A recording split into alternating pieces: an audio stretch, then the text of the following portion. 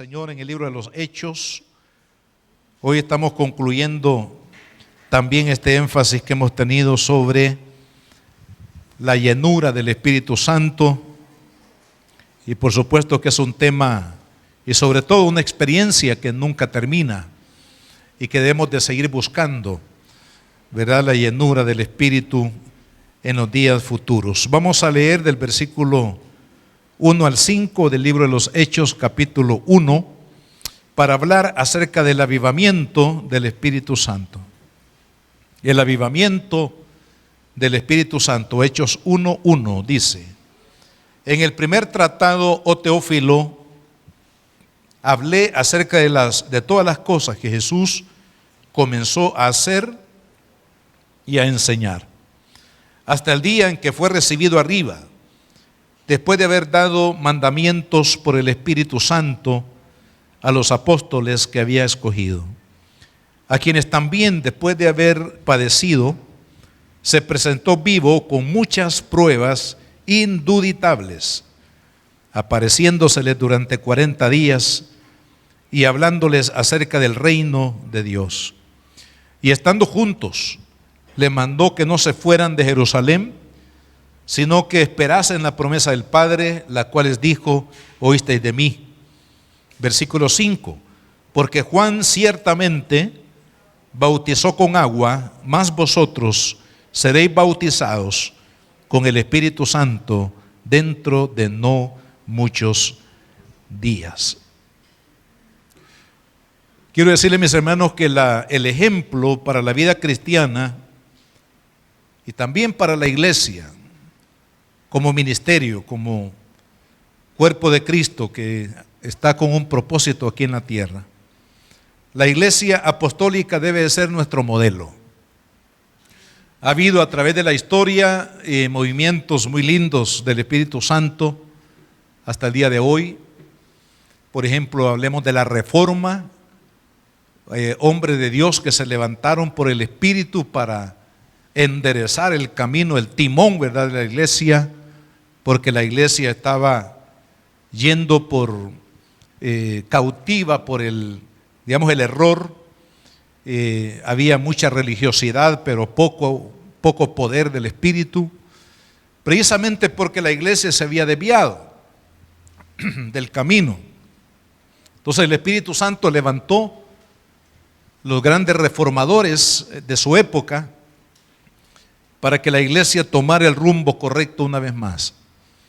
Y luego de ese movimiento han venido otros movimientos. Los primeros años del siglo anterior, también el Espíritu Santo comenzó a moverse, hermanos, especialmente aquí en esta parte de América, avivando ese fuego pentecostal, ese fuego del movimiento del Espíritu, los dones del Espíritu Santo.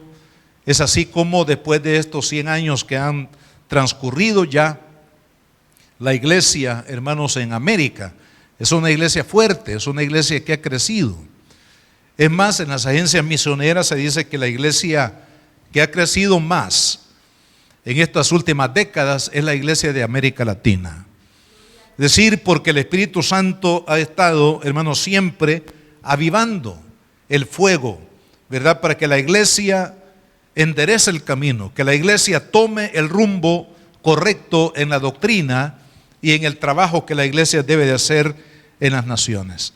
Por ello, hermanos, el modelo de siempre para la iglesia, lo que debe de ser la iglesia y lo que debe de hacer, ser y hacer la iglesia, es el libro de los Hechos, porque es aquí donde el Señor estableció, como algunos le han llamado, el génesis de la iglesia, es decir, los fundamentos de la iglesia cristiana que no han sido removidos, que han continuado, hermanos, a lo largo de los siglos hasta el día de hoy, y que debemos nosotros devolver a la palabra, ¿verdad?, cada vez que sintamos que nuestra vida pues no está siendo igual a como era. Tenemos que volver a la palabra, tenemos que volver al Espíritu, tenemos que volver a la oración, como dijo el profeta en el Antiguo Testamento, el profeta Jeremías: volver a la senda antigua, es decir, volver a la palabra de Dios, para que nosotros podamos hermanos, tomar el rumbo correcto de la iglesia hoy en día y en el futuro. La palabra avivamiento es una palabra que proviene, hermanos, de la acción de azuzar el fuego. Aquí lo van a comprender mejor quizás las hermanas cuando ponen leña para cocinar, ¿verdad? Es necesario que esa leña esté siendo avivada, soplada continuamente para que esas brasas no se apaguen, sino que mantengan siempre la llama para el propósito que tiene el fuego. De ahí, hermanos, de esa acción se ha tomado la palabra avivamiento, que es soplar para que el fuego se mantenga avivado, encendido. Y así el Espíritu Santo, desde el día de Pentecostés, que descendió precisamente, dice la Biblia, como un viento recio que sopló sobre toda la congregación que estaba ahí, hermanos, esta misma acción de avivar por el poder de su presencia ha estado presente a lo largo de los siglos hasta el día de hoy. Y oramos para que el Espíritu Santo siga avivando la obra, amén, avivando la vida de cada uno de nosotros y avivando la iglesia en general, a fin de que nos mantengamos firmes en la vocación y en el llamado que el Señor nos ha hecho por medio de su santa palabra. El avivamiento en la Biblia, hay varios términos que podrían definir lo que es. Avivamiento es el derramamiento del Espíritu. La palabra derramamiento o lluvia, hermanos, es tomada de la profecía de Joel en el capítulo 2 y el versículo 17, o Hechos 2:17, que es una alusión de esta profecía. Hechos 2:17 dice: y en los postreros días, dice Dios, derramaré de mi espíritu sobre toda carne, y vuestros hijos y vuestras hijas profetizarán, vuestros jóvenes verán visiones y vuestros ancianos soñarán sueños. De cierto, sobre mis siervos y sobre mis siervas en aquellos días derramaré de mi espíritu y profetizarán. Gloria al Señor. La palabra aquí, hermanos, derramar, está relacionado con la lluvia.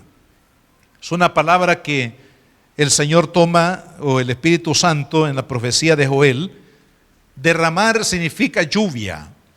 Significa que el Espíritu Santo es como una lluvia que permanentemente está siendo derramada sobre la iglesia, a fin de que la iglesia pueda fructificar en los frutos del Espíritu y la obra a la cual el Señor le ha mandado. En el capítulo 55 de Isaías, quiero leerles acá unas palabras de este pasaje, donde toma la misma figura de la lluvia. Dice el versículo 10: porque como desciende de los cielos la lluvia y la nieve, y no vuelve allá, sino que riega la tierra y la hace germinar y producir, y da semilla al que siembra y pan al que come, así será mi palabra que sale de mi boca.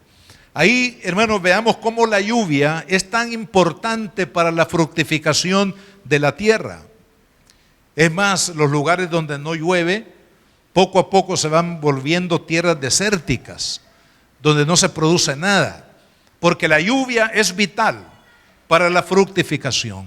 Entonces el Espíritu Santo, hermanos, viene para llover de su presencia y de su poder, para derramar sobre la iglesia su gloria y su poder, a fin de que la iglesia pueda, oh Dios, fructificar en los propósitos divinos. Por eso acá en esta profecía de Joel que hemos leído en Hechos 2:17 dice: derramaré de mi espíritu y profetizarán.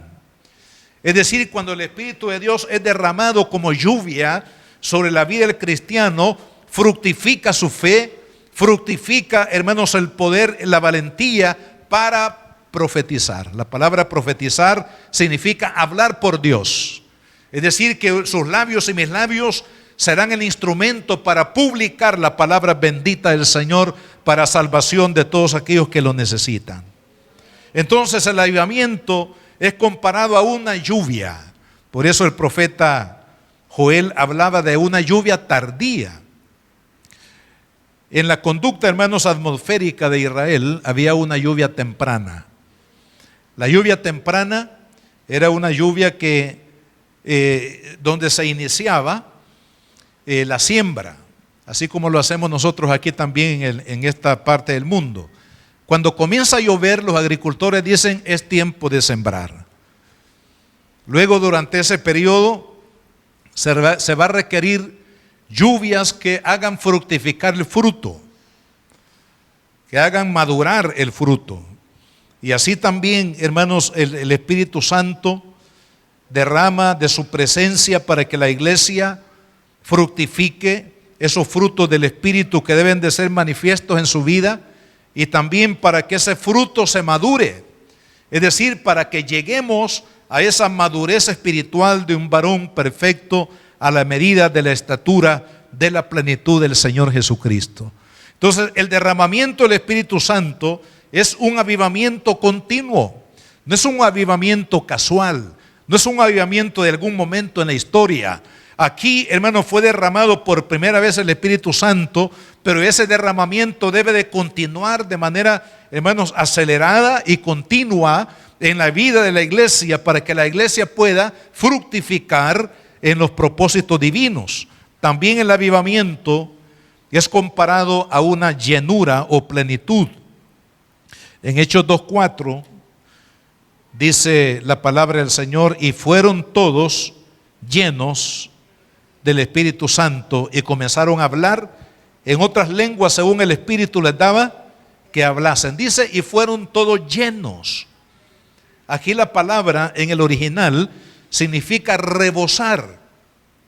Como cuando usted pone un vaso y con un pichel usted comienza a llenar el vaso y por algún momento se descuida y usted sigue derramando el agua sobre el vaso y el vaso rebosa y moja todo lo que está alrededor, ¿verdad? Eso es el significado que tiene la palabra llenura. Es decir, que Dios quiere, hermanos, que usted y yo seamos llenos de su plenitud, llenos de su presencia, al punto que usted diga: Señor, ya no me cabe más, mi copa está rebosando, mi copa está llena de ti. Pero el Espíritu Santo va a continuar derramando, hermanos amados, su presencia, a fin de que el cristiano continúe siendo lleno, rebosante del Espíritu de manera continua, a fin de que podamos, hermanos, tocar la vida de todos aquellos que nos rodean en la necesidad de la salvación. Entonces, llenura del Espíritu. El avivamiento es una llenura. Usted y yo debemos de tener hambre de Dios, hambre de su justicia, para que seamos saciados del poder del Espíritu Santo en nuestras vidas. El avivamiento también tiene que ver con el sentido de dominio y gobierno del Espíritu Santo. Cuando una persona está llena del Espíritu Santo, entonces el Espíritu puede gobernarla, puede dirigirla, puede conducirla por las sendas de la voluntad de Dios. Por ejemplo, en el caso de Jesús, su cuerpo fue engendrado por el Espíritu Santo. O sea que de manera directa el poder del Espíritu Santo puso ahí el embrión en el vientre de María para que creciera ese cuerpo que iba a habitar el Hijo de Dios. Cuando el Señor comenzó su ministerio, o antes de comenzarlo, fue al desierto donde Juan el Bautista llevaba a cabo lo que se conoce como el bautismo del arrepentimiento para ser bautizado. Y aquí hay una lección sumamente importante para aquellos hermanos que dicen: mire, para mí el bautismo en agua, como no tiene tal vez mucho conocimiento, mucho propósito, no han querido hacerlo, o no se han esforzado a bautizarse en agua. Quiero decir, amado hermano, que el bautismo en agua es tan importante como la salvación. Porque la Biblia dice: el que creyere y fuere bautizado, este será salvo. Entonces el bautismo en agua es sumamente importante, y el Señor Jesús nos dio un ejemplo de ello, de la importancia que tiene esto, porque antes, hermano, de comenzar su ministerio, fue al Jordán para ser bautizado por Juan el Bautista. Y dice la Biblia que cuando el Señor salía del agua, el Espíritu Santo vino sobre él y permaneció sobre él. Qué cosa más bella, amén. preciosa figura que menciona ahí la Biblia.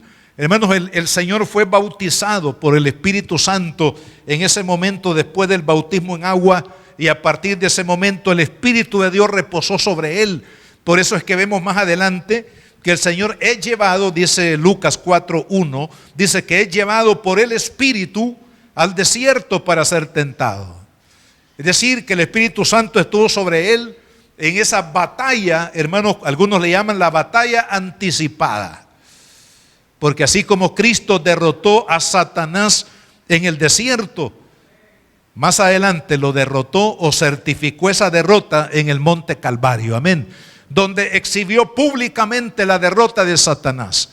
Pero vemos ahí, hermanos, la presencia continua del Espíritu Santo en la persona de Cristo, guiándolo, fortaleciéndolo, animándole, dándole las armas poderosas en Dios para la destrucción de las fortalezas que se levantaron contra él y contra el propósito de Cristo. Vemos al Espíritu Santo obrando en el ministerio de Jesús, porque Lucas 4, creo que es el versículo 17, dice que Jesús volvió.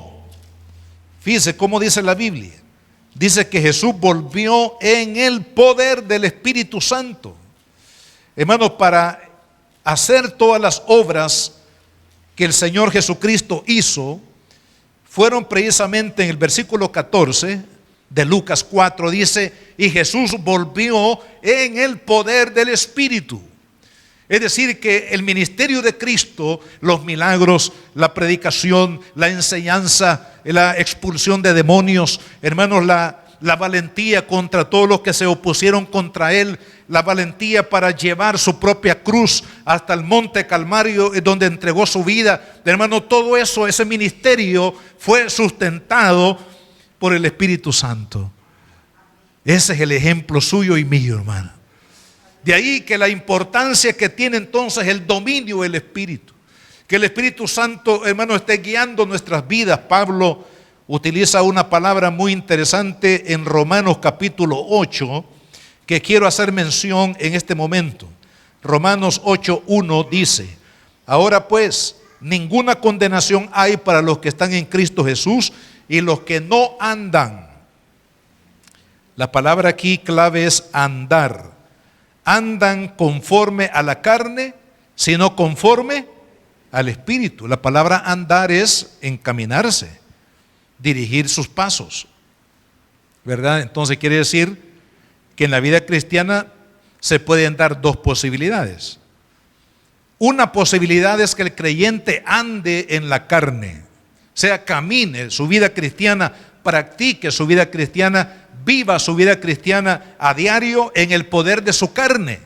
Y la palabra carne aquí tiene que ver con los instintos pecaminosos de la persona. En otras palabras, pensamientos humanos, sentimientos humanos y la propia voluntad, la que muchos aplican para vivir la vida cristiana, y por eso, hermanos, son derrotados por el enemigo.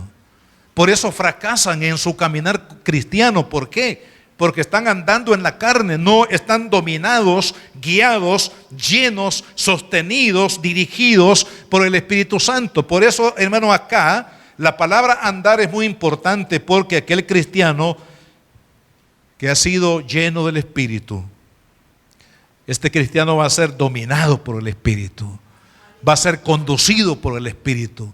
Así como Jesús, hermano, día a día, paso a paso, el Espíritu Santo lo va a guiar, lo va a conducir y va a tener una vida cristiana, hermanos, de victoria, una vida cristiana de paz, una vida cristiana de fruto, una vida cristiana, hermanos, que le anima a seguir adelante para concluir esta carrera que ha tomado en el Señor, esta carrera de fe. La otra palabra que describe el avivamiento es una investidura. En Lucas capítulo 24 y versículo 49, el Señor anticipó del derramamiento del Espíritu Santo y lo describe de esta manera. Dice Lucas 24:49, he aquí, yo enviaré la promesa de mi Padre, o sea, el derramamiento del Espíritu Santo, el bautismo en el Espíritu Santo, sobre vosotros, pero quedaos vosotros en la ciudad de Jerusalén. ¿Hasta qué, hermano? Dice, hasta que seáis investidos de poder desde lo alto. La palabra aquí, el avivamiento, el derramamiento del Espíritu Santo, se describe como una investidura. En otras palabras, la autoridad, el dominio para hacer algo, en este caso para el cumplimiento de la misión evangelística de la iglesia. Esta misma expresión, hermanos, de investidura, de autoridad y poder, se utilizó en el Antiguo Testamento. Ya hemos comentado eso en otros momentos, ¿verdad? Cómo los reyes, los sacerdotes y profetas de Israel eran ungidos de manera simbólica a través de un aceite que era preparado exclusivamente para ello. Y ese derramamiento del aceite, por ejemplo, tenemos casos como el caso de Saúl y del rey David, que fueron ungidos, que Samuel derramó, dice, el cuerno del aceite sobre su cabeza. A partir de ese momento, cuando el aceite, hermanos, bañaba desde la cabeza hasta los pies, aquel hombre que había sido destinado para una misión divina, estaba certificado, autorizado y con el poder de Dios para ejecutar esa labor. Ahora, para la iglesia, ese derramamiento del Espíritu Santo que sucedió en el aposento alto fue la certificación de Dios, la delegación de la autoridad de Dios sobre la iglesia, para que la iglesia vayamos y cumplamos la misión encomendada. Amén. Eso significa, hermanos, que no podemos llevar a cabo la misión que el Señor nos ha entregado. ¿Y cuál es esa misión? Es la misión de llevar el evangelio a toda criatura, a toda familia, a toda etnia de la tierra, para que toda persona conozca del amor de Cristo, conozca que hay una salida para su pecado, que conozca que hay una respuesta para esa condenación eterna que pesa sobre su vida, y esa respuesta se encuentra en Jesús de Nazaret. Él es el camino, la verdad y la vida. Pero ese testimonio, esa palabra, esa verdad que debe ser predicada en el mundo, hermanos, es el Espíritu Santo el que reviste de poder, de autoridad a la iglesia para comunicar esa palabra. Y nosotros no somos la excepción. Por eso es que en los avivamientos, por ejemplo, en el avivamiento de la Reforma, fíjense, la palabra de Dios había sido en años anteriores, en la medida que la iglesia se fue enfriando, la iglesia se fue apartando de la doctrina bíblica. Se fue apartando, hermanos, de la verdadera adoración.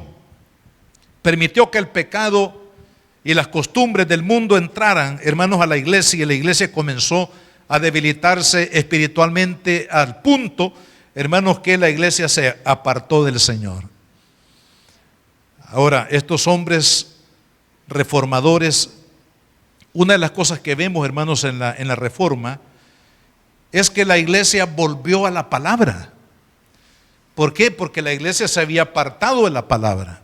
Es decir, no estaba siguiendo el mandamiento de Dios o la enseñanza de Cristo, sino que estaba siguiendo otro tipo de, básicamente, aspectos religiosos o liturgias religiosas.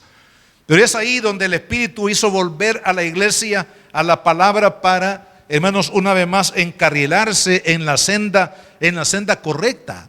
Entonces, hoy en día, de igual forma, el Espíritu Santo, a través del derramamiento de su Espíritu sobre la iglesia, está haciéndonos volver a la palabra.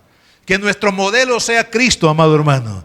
Que nuestro modelo sea la iglesia primitiva, la iglesia apostólica. Ahí están los fundamentos de la iglesia, que no debemos nosotros de apartarnos de ellos, y el que se ha apartado, hoy es tiempo de volver. Amén. De volver a los rudimentos de la palabra, de volver, hermanos, al camino del Señor, en medio del cual el Espíritu Santo está conduciendo a la iglesia. Por eso, en el versículo 1:8 de Hechos, el Señor da aquí una clave de cómo la iglesia ha de cumplir su misión en el mundo. Pero notemos algo, hermanos, en el versículo 6. Estamos hablando de cristianos que habían estado con Jesús por más de 3 años, que habían estado orando aproximadamente 10 días ahí en el aposento alto. Pero cuando el Señor les habla acerca del cumplimiento de su palabra, de su promesa, del avivamiento por el Espíritu Santo, vea cuál fue la reacción de los cristianos. Cuando el Señor les dice: ustedes van a recibir la promesa de mi Padre en pocos días. Versículo 6 dice: entonces los que se habían reunido le preguntaron diciendo: Señor, ¿restaurarás el reino de Israel en este tiempo? Esta pregunta, amado hermano, está fuera del tono de lo que el Señor les está diciendo. ¿Por qué razón? Porque esta pregunta con lo que tiene que ver es con la situación política en la cual Israel se encontraba en ese momento. Israel estaba siendo dominado por el imperio de Roma. Entonces, ante la promesa de Cristo que les dice: miren, ustedes van a recibir la promesa de mi Padre y van a llevar el evangelio por el mundo para que el mundo sepa del amor de Dios. Ellos le dicen: Señor, ¿vas a restaurar políticamente a Israel en este tiempo? Hermanos, hay que tener mucho cuidado en qué o hacia dónde orientamos nuestra mente. Porque hoy en día, de igual manera, hermanos, la sutileza de las tentaciones del maligno, del enemigo, pueden sacar del rumbo debido a la iglesia. La iglesia no es un ente político. La iglesia no está para hacer política en este mundo. La iglesia está acá, hermanos, con una misión. Y la misión es llevar el evangelio. Y el evangelio es para toda persona. Para el pobre, para el campesino, para el intelectual, para el que puede, el que no tiene, el que no tiene, el que tiene mucho. Hermano, ahí donde hay un alma, ahí el evangelio tiene que llegar y ser predicado. El compromiso de la iglesia es netamente espiritual y no político. Pero los discípulos, cuando el Señor les menciona el bautismo para ser testigos en el mundo, hermano, estaban con su mente puesta en otra cosa. Señor, ¿nos vas a librar de este yugo de Roma hoy? ¿O tenemos que esperar más tiempo? Qué triste, hermano, cuando la iglesia se desvía. Yo recuerdo hace unos años atrás, en un país aquí de Centroamérica, no voy a decir el nombre, se gestó un movimiento, entre comillas, un movimiento que iba a traer un cambio al país, en el cual se involucró gran parte de la iglesia. Y la iglesia evangélica, hermanos, se involucró precisamente porque los pastores que dirigían a las iglesias, hermanos, tomaron esta ideología o esta idea que se estaba gestando ahí e impulsaron a la iglesia, a los miembros a que se involucraran. Hermano, fue un rotundo fracaso esa idea. ¿Por qué? Porque esa idea no era de Dios, porque esa idea no estaba alineada al propósito del Señor. Por eso Cristo, cuando ellos le dicen: Señor, vas a romper el yugo de Roma en este momento, Él les dice: no les toca a ustedes saber los tiempos y las sazones que mi Padre puso en su sola potestad. Hermanos, viene el día cuando el reino de Dios va a ser un reino universal. Viene el día cuando el Mesías, en su regreso a este mundo, hermanos, va a tomar la rienda de la humanidad. Pero ahora no es el tiempo. Ahora el tiempo es predicar a Cristo. El tiempo es anunciar las buenas nuevas del evangelio. El tiempo de hoy es, hermanos, que publiquemos la buena palabra del Señor, para que todo aquel que oiga tome la fe y tome esa palabra y sea salvo antes que sea demasiado tarde. Recibiréis poder para compartir, para llevar las buenas nuevas del evangelio hasta lo último de la tierra. Hermanos, estamos en ese tiempo. Oramos para que el Espíritu Santo sople sobre la iglesia, avive la iglesia, para que la iglesia se levante como ese cuerpo, hermanos, empoderado por el Espíritu para cumplir la misión que el Señor nos ha encomendado. Y vea, cuando el Espíritu Santo aviva la iglesia, habrán resultados indubitables, como dice aquí la palabra. Habrán resultados visibles, reales, palpables en medio de la iglesia. Por eso, hermano, yo le pido que usted se una, que usted sea parte de los que busquemos del Señor para que el Espíritu Santo avive nuestra vida, avive la iglesia, avive los ministerios, avive, hermanos, a la iglesia en este país. Por medio de la oración y la búsqueda del Espíritu Santo, eso va a ser posible, pero tenemos que participar todos. Tenemos que estar en unanimidad para que la gloria de Dios sea derramada sobre nuestra vida y sobre la iglesia. Porque cuando esto suceda, hermanos, vea lo que dice la Biblia: de repente vino del cielo un estruendo, como de un viento recio que soplaba, el cual llenó toda la casa donde estaban sentados, y se les aparecieron lenguas repartidas como de fuego, asentándose sobre cada uno de ellos, y fueron todos llenos del Espíritu Santo y comenzaron a hablar en otras lenguas. Vemos acá, hermanos, que la unción del Espíritu, el avivamiento, trae resultados. Y aquí podemos ver evidencias, por ejemplo, el viento, el fuego, las lenguas fueron señales, fueron evidencias de que el Espíritu Santo se estaba moviendo y siendo derramado, hermanos, sobre la iglesia. Y de igual manera, nosotros tenemos que ver esas evidencias, hermanos. Tenemos que ver ese movimiento sobrenatural del Espíritu Santo, porque el reino de Dios no consiste en palabras solamente, sino en poder. Amén. En el poder del Espíritu Santo. Y ese poder lo vamos a ver, lo vamos a palpar. Al igual que los discípulos dijeron: Señor, esto es hermoso, glorioso, poderoso. De igual manera la iglesia de Cristo ha de experimentar este poder sobrenatural del Espíritu Santo con las evidencias de Dios. ¿Qué evidencias vemos acá, hermanos, en el avivamiento de la iglesia apostólica? Primero, en el derramamiento del Espíritu hubo convicción de pecado y conversión. Al punto, hermanos, la convicción de pecado fue tal que las personas dijeron, de ellas mismas salió a decir: ¿qué es lo que tengo que hacer para ser salvo? Me imagino que su alma se sentía perdida. Hermanos, por la convicción del Espíritu Santo, estas personas se sentían condenadas al infierno, y entonces vienen y le preguntan a los discípulos: díganos qué debo de hacer para ser salvo. Había como una desesperación, hermanos, por el peso del pecado en el corazón de las personas, y el Espíritu Santo trajo esta convicción. Entonces, como señal, hermanos, del avivamiento, habrá convicción de pecado y conversión de las almas. Una de las señales que ha estado presente a lo largo de la historia, hermanos, como parte de la señal del avivamiento, es la conversión de las almas.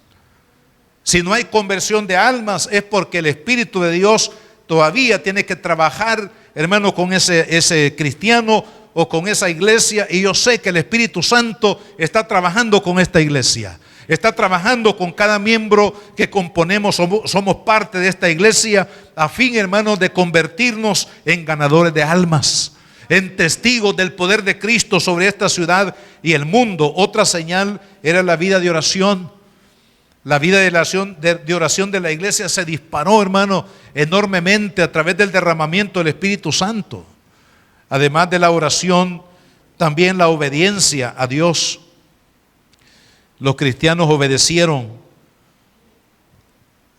la palabra, se sometieron a sus autoridades que los guiaron en la palabra, fueron obedientes a Cristo, obedientes al Espíritu Santo. Esta es otra señal importante del avivamiento.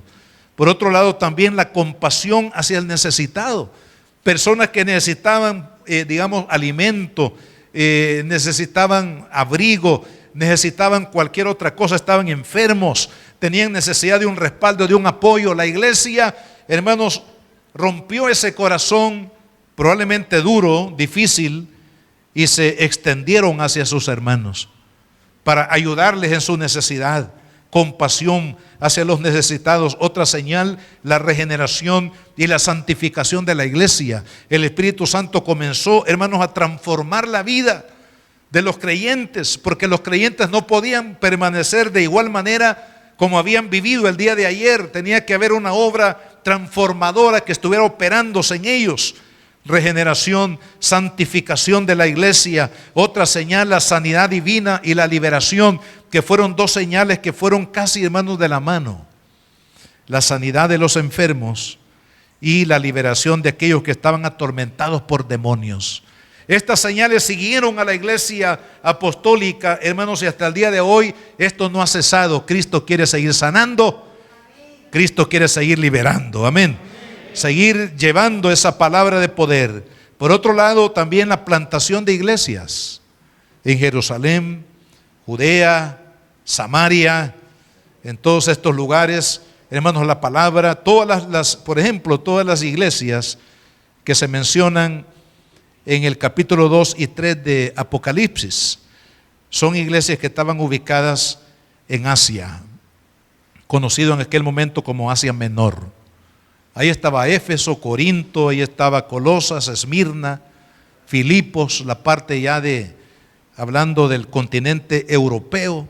Hermanos, la palabra comenzó a predicar y los hermanos comenzaron a establecer congregaciones en diferentes partes del mundo. Luego vino el movimiento misionero, la expansión del evangelio más allá de las fronteras, más allá de las culturas. De esa manera el evangelio llegó, por ejemplo, a Egipto, llegó a Etiopía, llegó a Damasco, llegó a Siria, llegó a Roma, llegó a Grecia, y obviamente el día de hoy la palabra ha cruzado cientos de fronteras. El evangelio está siendo predicado, los misioneros están siendo enviados. La obra de Dios está siendo predicada, siendo hecha en el mundo entero. La expansión de la palabra, otra señal, la reproducción de líderes. Amado hermano, la iglesia necesita liderazgo, la iglesia necesita servidores. Y el Espíritu Santo, a través de esta obra de avivamiento, hermanos, levanta líderes, levanta hombres y mujeres que se decidan a servir al Señor y a entregar su tiempo y su vida misma por la causa del evangelio. La reproducción de líderes, otra señal es la valentía. La valentía para predicar la palabra, para sostenerse aún en medio de grandes peligros y aún en el peligro de muerte. Ustedes recuerdan a uno de los primeros mártires de la iglesia, que está registrada su historia en el capítulo 7 y 8, sobre todo el capítulo 7 del libro de los Hechos. Me refiero a Esteban, un diácono de la iglesia, pero lleno del Espíritu Santo, que predicaba la palabra de Dios con denuedo. Este hombre fue tomado como un reo y lo llevaron a la muerte, sencillamente porque era un predicador del evangelio. Y ahí, a raíz de la muerte de Esteban, en los primeros días de la iglesia, hermanos, ahí se abre una página, diríamos, dolorosa para la iglesia, porque luego viene la persecución imperial que se va agravando poco a poco, hermanos, al grado que miles de cristianos pagaron con su propia vida el testimonio de Jesús. Pero vea qué lindo, en la medida que los cristianos entregaban su vida y derramaban su sangre para mantener firme la vocación cristiana, para declarar firme, hermano, que ellos eran hijos de Dios y que no estaban dispuestos a retroceder. En la medida que los cristianos derramaban su sangre y su misma vida, hermanos, la iglesia era avivada por el Espíritu Santo. Y la iglesia iba creciendo en gran manera a pesar, hermanos, de la persecución. ¿Por qué? Porque el Espíritu Santo le dio a la iglesia valentía y fidelidad al Señor. Valentía y fidelidad para seguir adelante en medio de la adversidad. Se dice que en este tiempo de pandemia, por ejemplo, han habido muchos problemas en el hogar, problemas de matrimonio, problemas familiares. ¿Por qué? Porque algunos que han analizado este fenómeno, sobre todo en la parte psicológica, dicen que las parejas no soportaron el estar tanto tiempo juntos. O sea que el carácter todavía no estaba bien afinado para vivir en armonía con la esposa o la esposa con el esposo.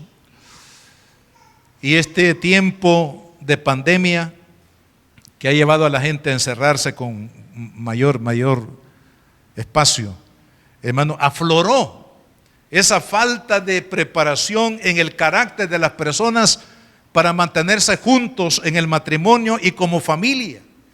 Le faltó carácter, le faltó desarrollo de ese carácter que hace posible, hermanos, de mantener la armonía, el amor, el respeto, la valoración en el matrimonio, que son principios que deben de regir el matrimonio. Ahora, probablemente sucedió igual con la iglesia, porque no todos, por supuesto, fueron valientes, no todos fueron fieles. Quizás cuando ya vieron la muerte que venía encima de ellos, probablemente algunos renunciaron a la fe, algunos dejaron de ser valientes para hablar de Jesús, pero la mayoría se mantuvieron valientes y fieles para predicar a Cristo y a este crucificado. Ahora, todos estos frutos, valentía, fidelidad, poder, producción de líderes, expansión misionero del evangelio, expansión en la plantación de iglesias, sanidades, liberaciones, regeneración, santificación, compasión por el necesitado, vida de oración, vida de obediencia, convicción de pecado y conversión de las almas.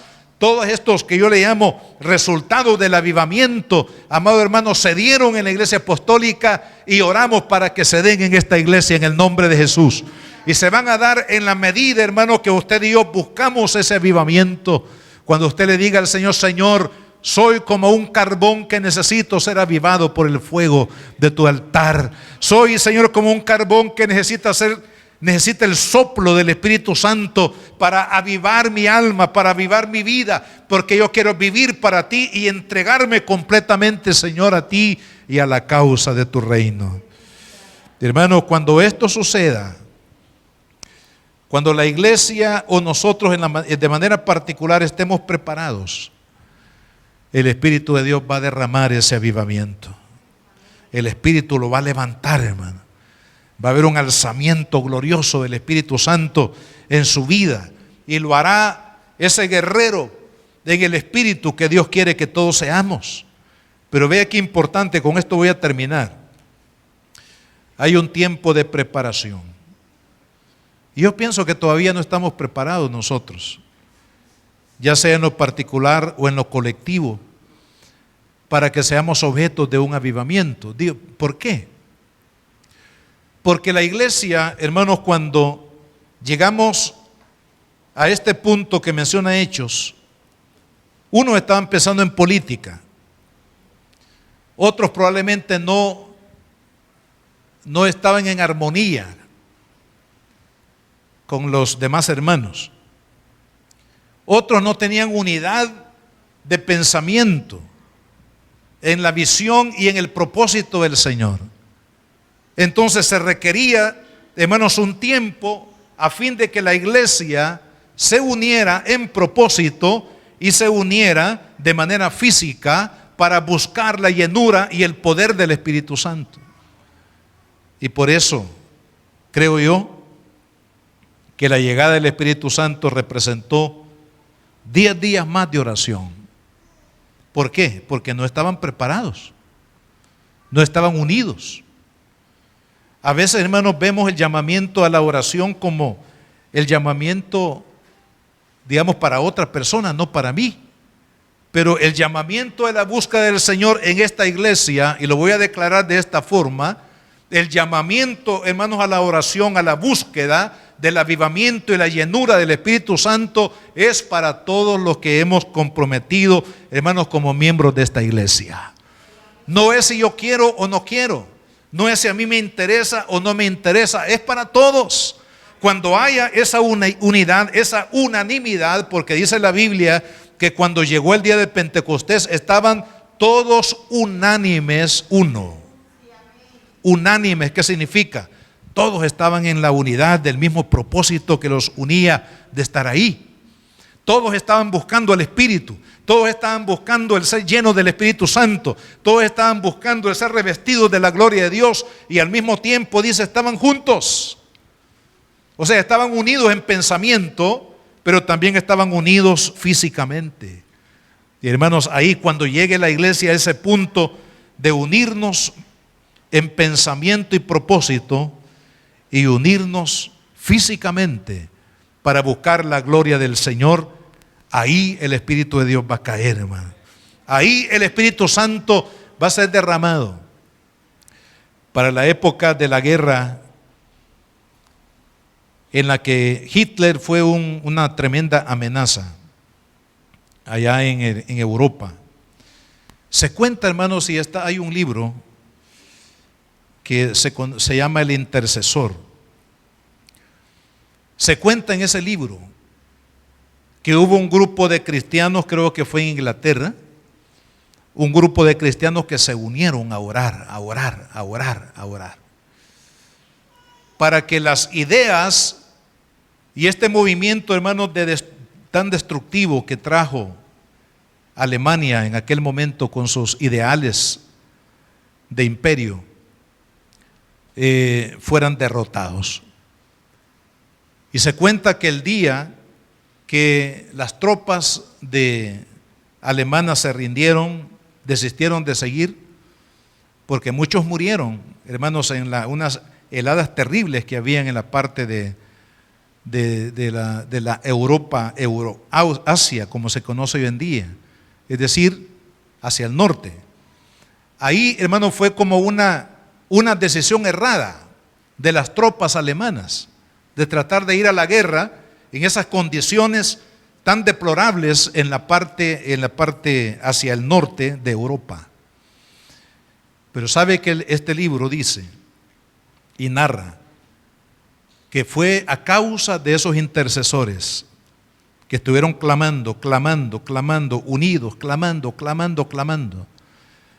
por la derrota de esa guerra allá en Europa, que esa idea o esa decisión errada fue porque el Espíritu de Dios obró de tal manera, porque dice la Biblia que el Dios mueve el corazón del hombre hacia donde Él quiere.